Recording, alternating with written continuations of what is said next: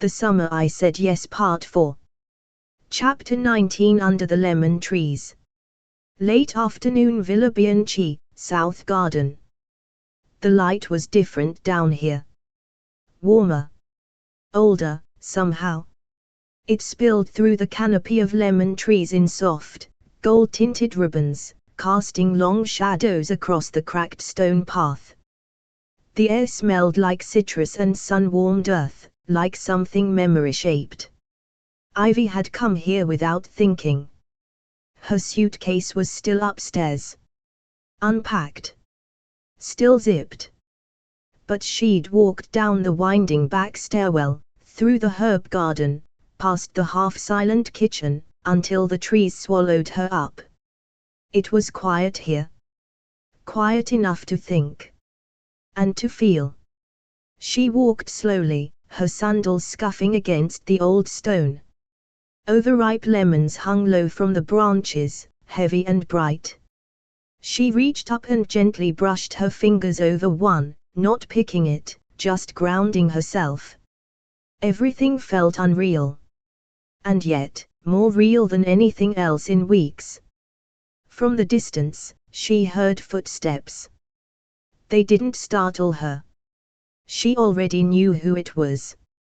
Matteo appeared between the trees a moment later, jacketless now, shirt sleeves rolled up, the top button undone. His hair was still slightly tousled, as if he'd run his hands through it on his way down. His face was calm, unreadable, but his eyes. They looked directly at her. He stopped a few feet away. Didn't speak. Just let the quiet stretch between them like a string held gently at both ends. Ivy turned back to the lemon in her hand. Do you always know where people go when they're trying to hide? Only when it's you, he said softly. Her heart gave one small, unwelcome thump. She let the lemon go. Let it hang again. Then looked at him. I didn't unpack, she said. I know. I don't know what I'm doing. I know that too. Another silence. He didn't step closer. He didn't rush. Just waited. Ivy breathed in slowly.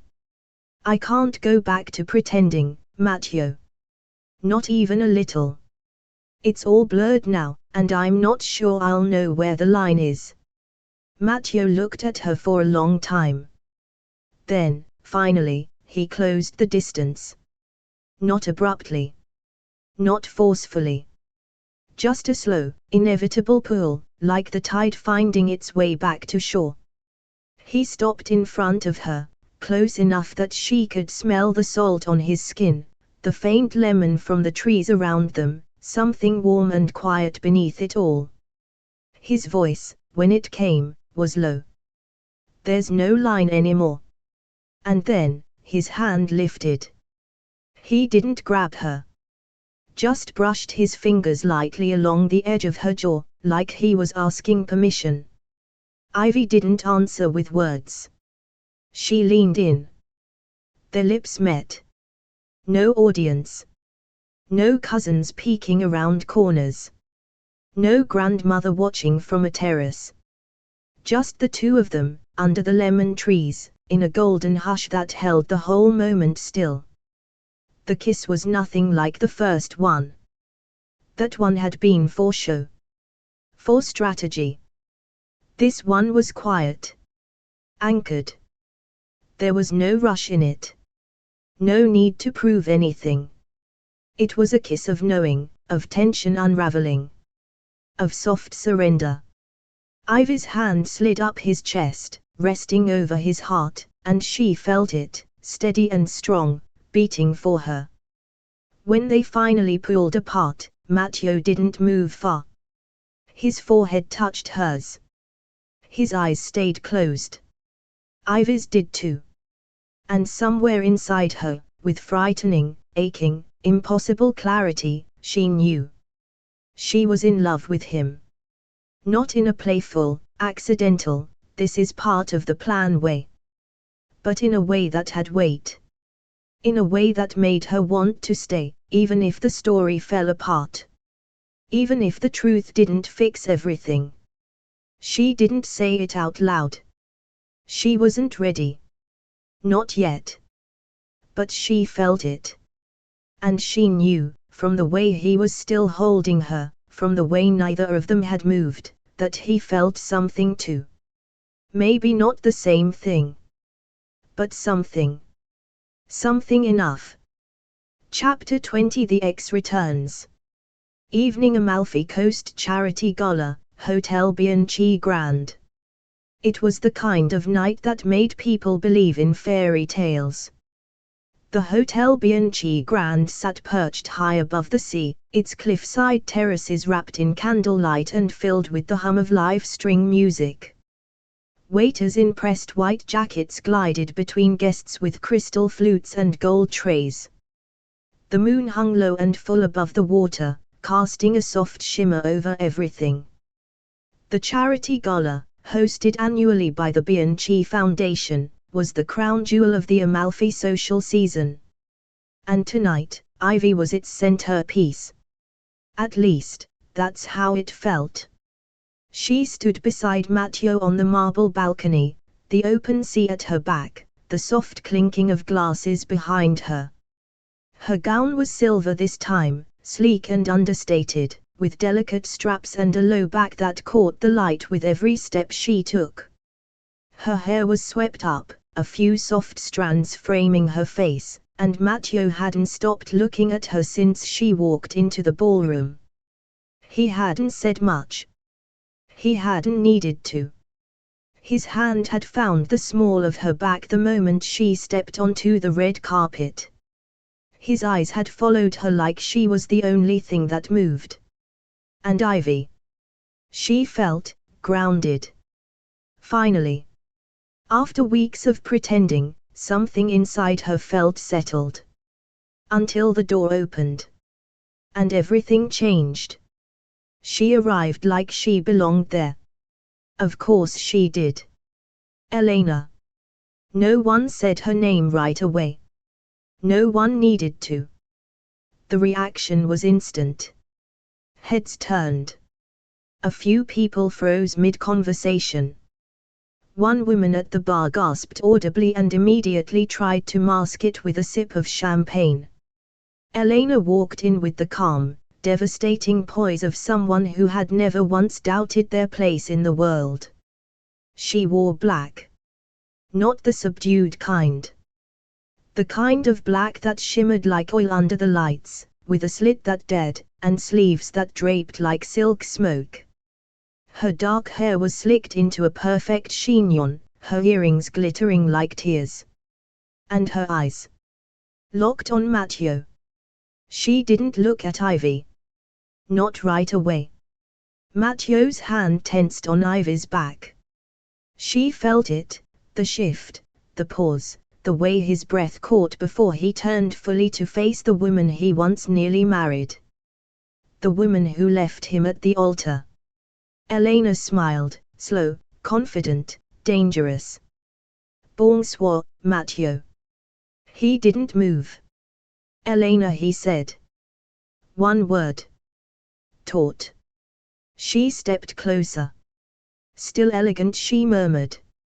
Still so calm. Then her gaze flicked to Ivy. Cool. Calculated. And this must be the new fiancé. Ivy stood her ground. Elena extended her hand. Elena Russo. Ivy Emerson. They didn't shake. Elena's smile didn't falter, but her eyes sharpened. A pleasure, she said softly. Matteo always had a weakness for strong women. It wasn't a compliment. Matteo cleared his throat. What are you doing here? Elena blinked, feigning surprise. It's a public event, darling.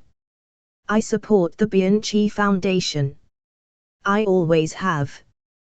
Surely you didn't expect me to stay away forever. His jaw tightened. I didn't expect anything, he said evenly. Ivy watched the exchange like it was happening underwater, surreal, dreamlike, slow. Her body felt stiff, her skin too tight. Elena turned her attention back to Matteo. "I didn't come to cause trouble," she said. "I came to speak to you. Privately." "Not tonight," Matteo replied. "Then when?" He hesitated. And in that hesitation, that single beat of uncertainty, Ivy felt her stomach twist. Elena's expression softened. She stepped closer, lowering her voice just enough that only the three of them could hear. "I made a mistake," she said. "I was scared. I thought I was protecting both of us. But I was wrong, Matteo. I see that now." Ivy's breath caught. The room didn't spin, but it shifted, like the floor had tilted a fraction beneath her. Matteo didn't speak. Elena placed a hand gently on his arm. "We were happy once. Don't pretend we weren't." He flinched. "Just barely." But Ivy saw it. And Elena saw that Ivy saw. She turned to her, polite, amused. "I can see why he likes you," she said. "You're lovely. But you must understand, when someone walks away from something real, they always look for a substitute." Ivy didn't answer. Because her mouth was full of sand. And salt. And every unsaid thing she'd tried to bury since this whole beautiful lie began. Elena stepped back, her smile tight. "I'll give you space. For now." Then she turned and disappeared back into the crowd, her perfume trailing behind her like smoke in a church. Matteo stood motionless. So did Ivy. Then, quietly, "You didn't know she'd come?" "No. She says she made a mistake." "She did." Ivy looked at him. "And do you still love her?" Matteo turned to her slowly. His expression unreadable. Something behind his eyes, regret, exhaustion, restraint. "I loved who she used to be," he said. "But that woman doesn't exist anymore." Neither of them moved. The music swelled inside the ballroom. Laughter rose and fell like a tide. But Ivy felt like she was standing on the edge of something. Not a cliff. Not yet. But close. Chapter 21 Ivy's Breakdown. Later that night, Villa Bianchi, Ivy's room. She didn't remember how she got there. 1 minute she was on the gala balcony, the sea behind her, Elena in front of her, and Matteo somewhere in between. The next, she was pushing open the door to her room, slipping off her heels without looking, and sinking straight down onto the floor beside her bed. Not the bed. The floor. Because the bed was too soft. Too careful. Too pretty. And she wasn't any of those things right now. Her dress pooled around her legs like a silver puddle. Her hands pressed flat to the cool tile, and she stared at the wood-paneled wall across from her like it had answers she couldn't find anywhere else. She didn't cry. Not at first. She just breathed, in tight, short gasps that didn't quite reach the bottom of her lungs. Because the truth was suddenly everywhere. Elena was real. Stunning. Poised. Fluent in every room. She hadn't been a ghost after all, she'd just been waiting for the right moment to reappear. And when she had, she didn't even need to fight. She had history. Ivy just had timing. She didn't hear the knock. She only heard the door open, gently, and then soft footsteps on the stone. Matteo. She didn't look up. Not yet. He stopped a few feet from her, quiet. Ivy. She said nothing. He stepped closer. Say something. She did. But it was a whisper. Don't. Ivy. No. Don't. Her voice broke, and that cracked something open. Suddenly the tears were there, hot and fast and humiliating. She pressed the back of her wrist to her mouth, shaking her head, but it didn't stop them. I can't do this, Matteo, she said, her voice thick now. I can't keep pretending I'm not standing in someone else's shadow. He dropped to his knees in front of her. You're not. She laughed, bitter and small. Really? Because she showed up, said 5 sentences, and you hesitated. You flinched like she still had power over you. She doesn't. You didn't move. Because I was shocked. Because part of you still. No, he said sharply. Not loud, but firm. No. I don't love her. Not anymore. And I didn't flinch because I wanted her back, I flinched because I remembered what it felt like to be abandoned by someone I trusted. He looked her dead in the eyes. And for 1 second, I thought I might lose you the same way. That silenced her. Because his voice cracked on that last word. Barely. But enough.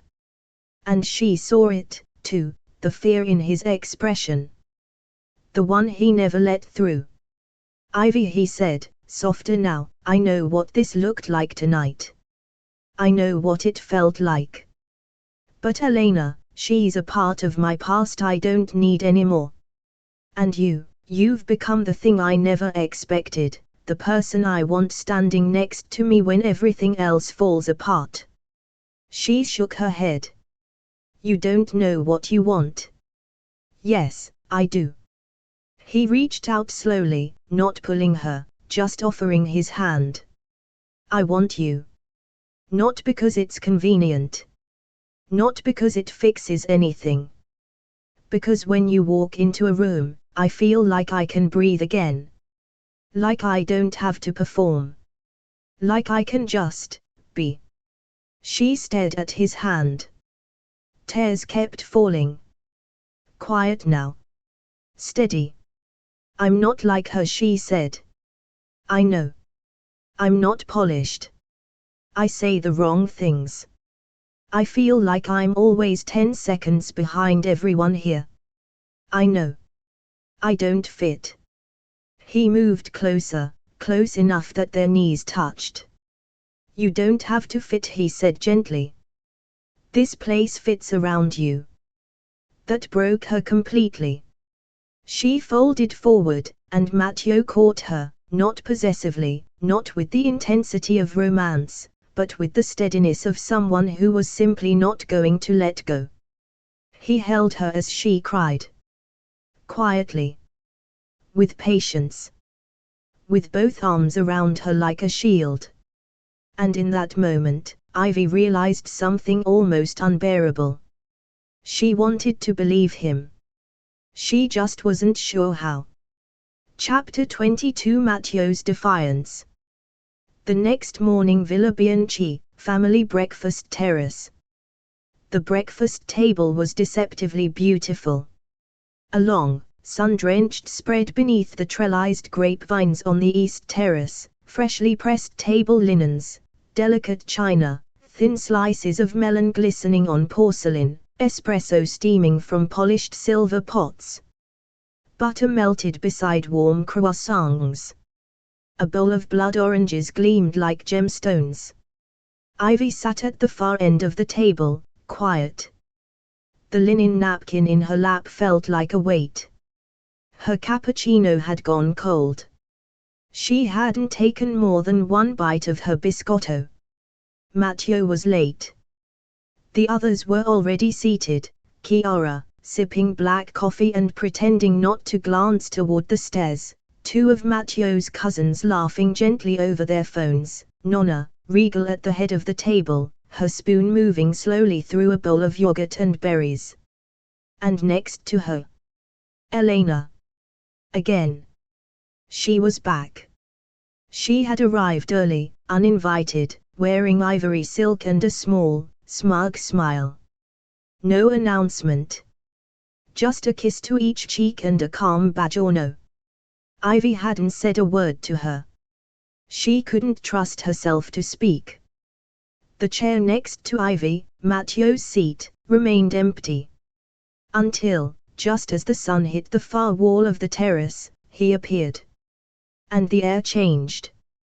He was dressed cleanly, slate grey trousers, crisp white shirt, no tie.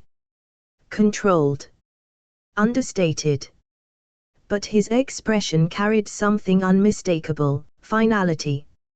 He took his seat beside Ivy without looking at Elena. Poured himself a cup of coffee. Stirred it once. Then said, evenly, "I need to say something." The laughter at the other end of the table stilled. Spoons paused. Heads turned. Even Elena looked up, eyes curious, brows gently lifted. Nonna lowered her spoon, gracefully. Matteo looked at his family. Not smiling. Not theatrical. Just clear. "I've made a decision."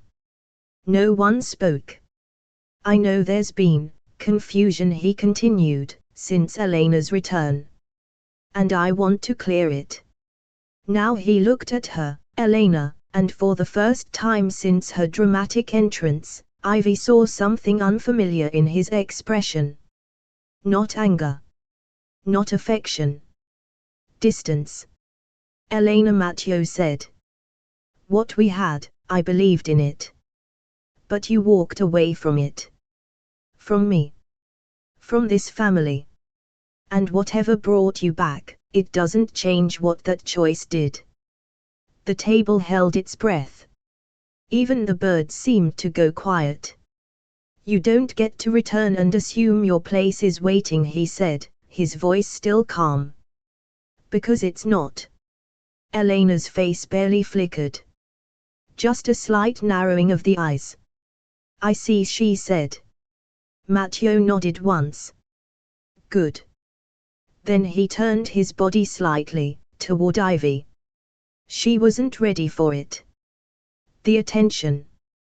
The weight of it. But he looked at her like no one else at the table existed. "I've spent years performing for this family. For the business. For expectations I never set.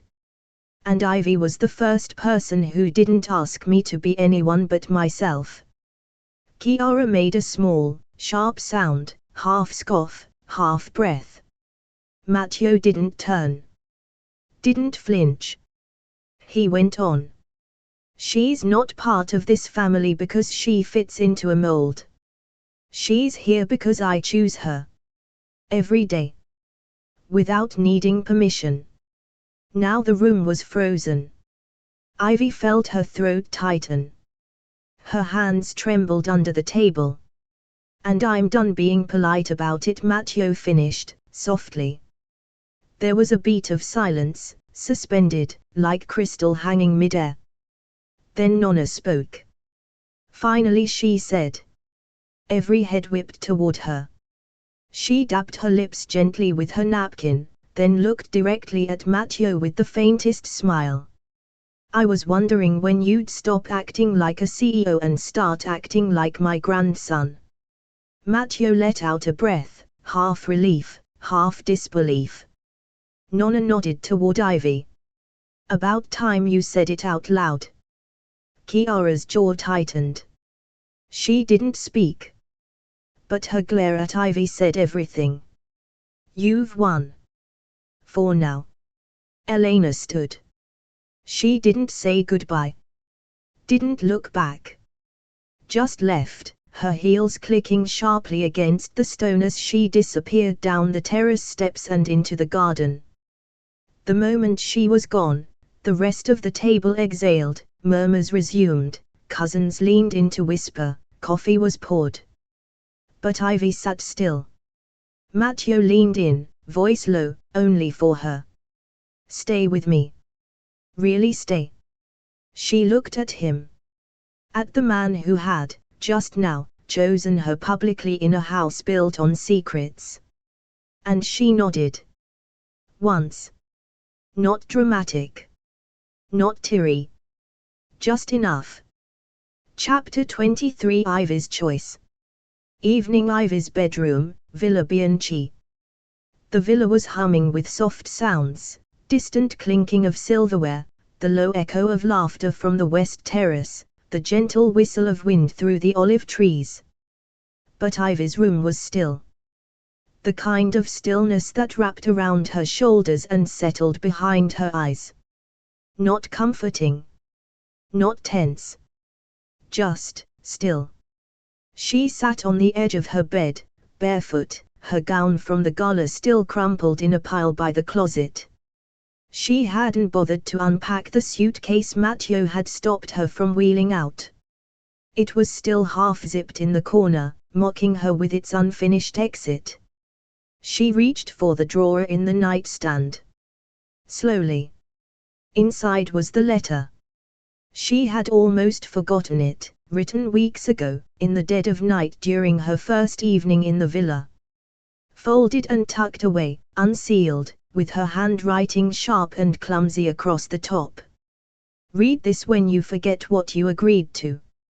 She unfolded it carefully, the paper crinkling in her hands. Ivy. This is not a love story.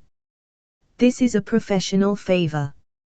You are doing this for a paycheck, for experience, for the kind of bullet point that opens doors. You are not here to feel. You are not here to believe. You are not here to fall. Remember that when he smiles, when he laughs, when his family welcomes you, this is pretend. You're just the girl who said yes because no one else would. Ivy stared at the words for a long time. She didn't cry. She didn't even blink. Because the worst part wasn't that the letter had been written. It was that she didn't believe it anymore. Not all of it. And that terrified her more than anything. She leaned back against the headboard, the paper still in her lap, and let the thoughts come, one by one. She'd said yes to Matteo because he'd asked her. That much was true. There hadn't been flowers. Or a speech. Or even a trace of affection. Just a problem and a solution. Just a man trying to hold together the cracked edges of a perfect image, and a woman who was flattered, curious, a little lost. He hadn't chosen her for love. He'd chosen her for convenience. And she'd agreed. But now she wasn't sure why she was still here. Because things had changed. Gradually, painfully, beautifully. He'd touched her differently. Spoken to her with truth. Held her when she broke, not to fix her, but to be there. And yet, that question echoed like an old bell, hollow and haunting. Would he have fallen for anyone who said yes? She wasn't glamorous like Elena. Or ruthless like Chiara. Or fluent in this world of art auctions and designer sunglasses and casually discussing summer properties. She was just Ivy. A woman from upstate New York who had learned to smile when nervous and say thank you when overwhelmed. So was it her that Matteo had come to care for? Or just the idea of someone who didn't leave? There was a soft knock at her door. She didn't answer. She couldn't. The door didn't open. Whoever it was waited for a few seconds, then padded away down the hall. Ivy recognized the footsteps. Matteo. She stared at the letter again. At the final sentence she'd written like a dare to her future self. Don't fall for him. She whispered aloud, too late. And it was. She'd fallen, slowly, inconveniently, fully. Into his voice. His steadiness. His broken past and careful hands. into all the things he tried not to show and all the ways he looked at her when he wasn't performing. But what terrified her now wasn't that he wouldn't choose her. It was that he didn't even know he had. She folded the letter again. Set it down on the bedside table, next to the engagement ring he'd once slipped onto her hand like it was strategy. It wasn't strategy anymore. But it still wasn't clarity. And that was what she needed now. Not more kisses. Not more promises. Just the answer to the hardest question of all. Do you want me, or do you just want someone who stays? Chapter 24 The Firework Proposal. Evening Cliffside Villa Terrace, Amalfi Coast. The sea below looked infinite.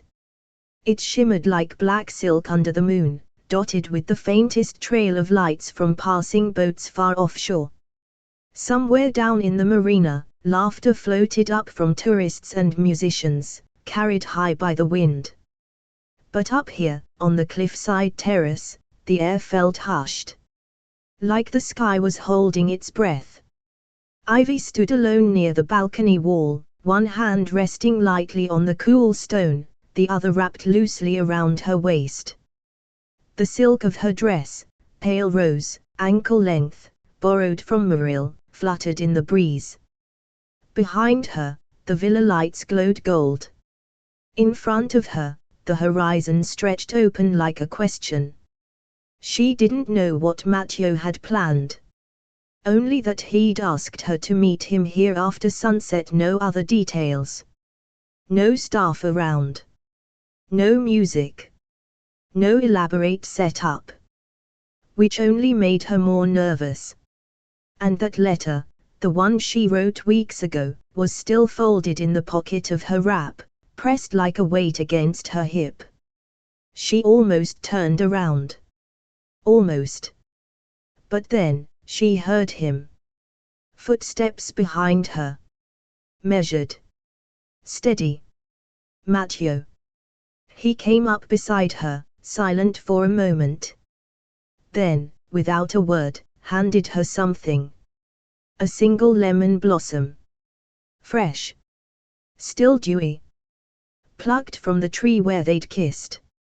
Ivy took it slowly, her fingers brushing his as she did. Then she turned to face him. He was dressed simply, white button-down, sleeves rolled to the elbows, black trousers. No jacket. No pretense. Just Matteo. But his eyes, they were different tonight. Open. Present. And for once, just a little nervous. I wasn't sure if you'd come, he said. I almost didn't. I figured. A pause. I wasn't sure, Ivy said softly, if this was still a performance. Matteo shook his head, once. Gently. No more performances, he said. Then he stepped back. And reached into his pocket. And got down on one knee. It wasn't rehearsed. It wasn't overly polished. It was real. Ivy's breath hitched. The villa's lanterns flickered in the wind. The sea murmured far below. And then, behind them, a single firework exploded in the sky. A sharp burst of gold and white that lit up the entire coast for just a second. Ivy turned her head instinctively, and that's when she saw them. Dozens of fireworks, arcing high into the sky from a barge near the marina, one after the other. Red. Gold. Silver. Blue. They bloomed across the sky in perfect rhythm, casting shadows over the terrace and bathing Matteo in flickering light. He was still on one knee. Still holding her gaze. Still waiting. Ivy Emerson, he said, loud enough to cut through the distant crackle of fireworks. You said yes once, as a favor. And I'll never forget what that meant. But now. Another burst of color overhead, bright purple this time, with silver stars trailing behind. I'm asking you to say yes again. He pulled the ring from his pocket. But this time, he didn't just offer it. He held it like a question. No families. No contracts. No damage control. Just us. Just this moment. One more firework.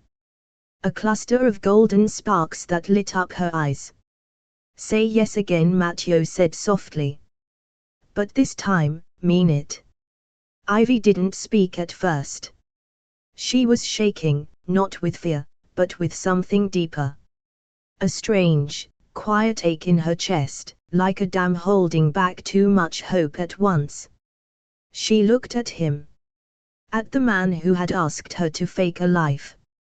Who had held her when she fell apart. Who had shown her every flaw, and stood beside her through every doubt. And then, slowly, carefully, she knelt down, too. Right in front of him. The fireworks kept exploding above them, but it felt like the world had gone silent. I never meant to fall for you, she whispered. But I did. She looked at the ring. Then at him. And yes, she said. I mean it. Matteo exhaled, shaky, like he'd been holding the breath for years. He slipped the ring onto her finger. Not the prop ring. This one, simple, elegant, just right. And then he pulled her into a kiss. Not rushed. Not performative. Just warm. Whole. And absolutely real. Somewhere in the distance, Nonna smiled from her balcony. Chiara stepped away from the window with a quiet scowl. And Ivy. She didn't hear or see any of it. Because her world had narrowed down to one thing. Matteo's arms around her. And the sound of her own heart, saying yes, over and over again. Chapter 25 The Cliffside Wedding.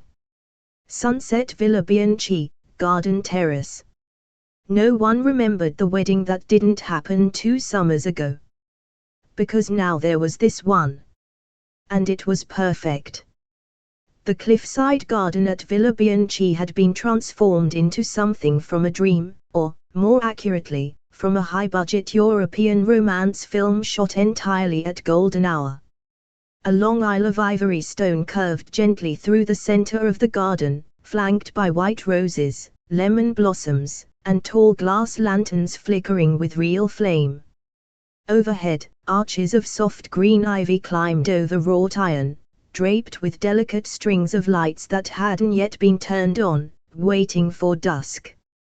Petals had been scattered by hand. Not tossed. Scattered. One by one. And the sea. The sea was glowing. The sun was just beginning to lower behind the far cliffs, painting everything in gold and honey. The air smelled of lavender and salt, and somewhere, a small quartet played Vivaldi under a lemon tree.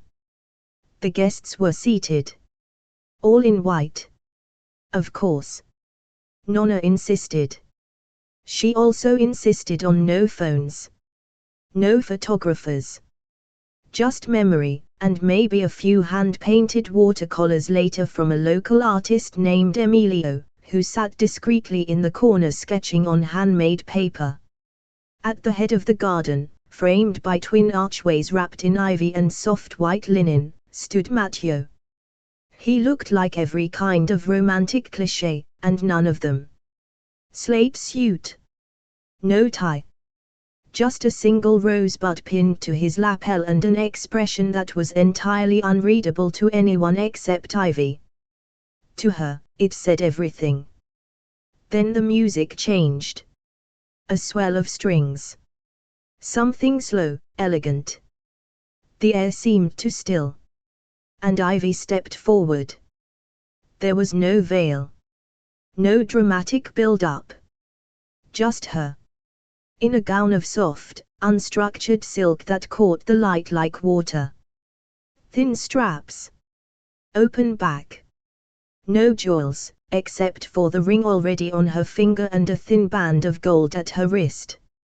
Her hair was loose, soft waves falling around her shoulders, and in her hands, not a bouquet, but a single long-stemmed lily, wrapped with a ribbon from Matteo's old childhood piano. The aisle felt endless and impossibly short all at once. She passed Muriel, dabbing tears behind oversized sunglasses. She passed Chiara, not smiling, but not glaring, either. Just watching. Holding a glass of Prosecco she hadn't touched. And then, Nonna. Front row. Hands folded tightly around a vintage handkerchief. Eyes glassy. Shoulders straighter than they'd been in years. She caught Ivy's hand as she passed, squeezed it, and whispered something Ivy would never forget. You were never a substitute. You were always the surprise. Ivy almost tripped. Almost. But then she looked up, and saw him. And the rest of the world melted into silence. The ceremony was short. Deliberately so. No long speeches. No dramatic readings. No fluff. Just words. Their words. Matteo went first. He took Ivy's hands in his, eyes steady, voice quiet, but sure. When I asked you to come here, I was trying to protect something. A family. A reputation. Myself. I thought I was asking for a solution. He paused. But what I got, was you. Honest. Unfiltered. The only person who never asked me to be anything other than exactly what I am. He smiled, faintly. And now I ask you, not as a performance. Not as a fix. But as the choice I make every day from here forward. Ivy Emerson. I choose you. He slipped a new ring onto her finger. The one she'd picked herself. Understated. Rounded edges. No diamond, just a small pearl, tucked like a secret. Then it was her turn. And Ivy, who had rewritten this vow in her head 100 times, didn't read from paper. She just looked at him and spoke. I didn't come here expecting to fall in love. I came because you asked. And because, without knowing why, I said yes. She paused, her voice catching. But somewhere between pretending to be yours and actually becoming yours. I forgot how to tell the difference. And now I don't want to remember. She reached up, touched the edge of his jaw. You didn't just give me Italy. You gave me you. All of you. And that is more than I ever thought I'd be worth. A hush. A beat. Then the efficient, a gentle, smiling woman from town with laugh lines and no clipboard, pronounced them husband and wife. No fireworks yet. Not until Ivy pulled Matteo in and kissed him first. Not sweetly. Not formally. Just, honestly. And then the fireworks began. Louder, brighter, grander than the ones from the proposal, a sky of molten gold and sapphire bursting over the sea, reflected in the water below like a second sky. Gasps. Cheers. Champagne corks popping. Nonna dabbed her cheeks. Someone passed Ivy a glass, which she didn't drink. She was too busy watching Matteo lift her hand and kiss her ring finger like he was sealing a secret between them. They stood there for a moment, silhouetted against the exploding sky, arms wrapped around each other like neither planned to let go for a very, very long time. And Ivy, once an assistant, once a stand-in, once a woman with a suitcase she never opened, looked up at the man she had married, and thought one thing. This isn't a lie anymore. And it wasn't. Not even a little. That's the end of this story, but trust me, the next one is even more thrilling.